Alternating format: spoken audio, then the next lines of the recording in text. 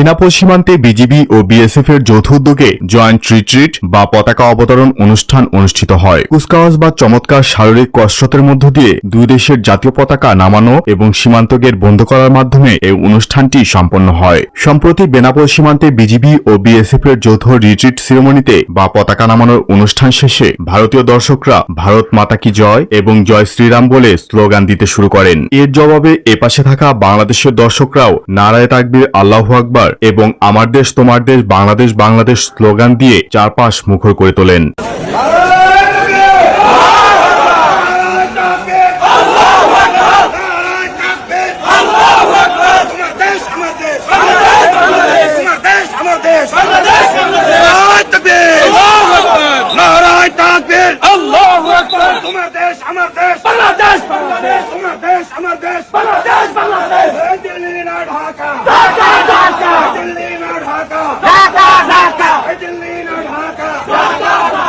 সেখানে উপস্থিত একজন দর্শক বলছিলেন, বাংলাদেশ ও ভারতের সীমান্তরক্ষী বাহিনীর অংশগ্রহণে অনুষ্ঠিত এই অনুষ্ঠানটি বরাবরের মতোই ছিল শৃঙ্খলাপূর্ণ ও দর্শনীয়। আমরা বাংলাদেশের গ্যালারিতে বসে অনুষ্ঠান উপভোগ করছিলাম। অনুষ্ঠান শেষে বের হওয়ার সময় ভারতের দিক থেকে কিছু লোক উচ্চস্বরে জয় শ্রীরাম ধ্বনি দেয়। তখন আতাউর রহমান বিক্রমপুরী নামের বাংলাদেশি ভাই দৃঢ়কণ্ঠে নারায়ে তাকবীর আল্লাহু আকবার ধ্বনি উচ্চারণ করেন। মুহূর্তের মধ্যে উপস্থিত অসংখ্য বাংলাদেশি মুসলমান সেই তাকবীরের জবাব দেন। তাকবীরের ধ্বনিতে চারপাশ মুখরিত হয়ে ওঠে।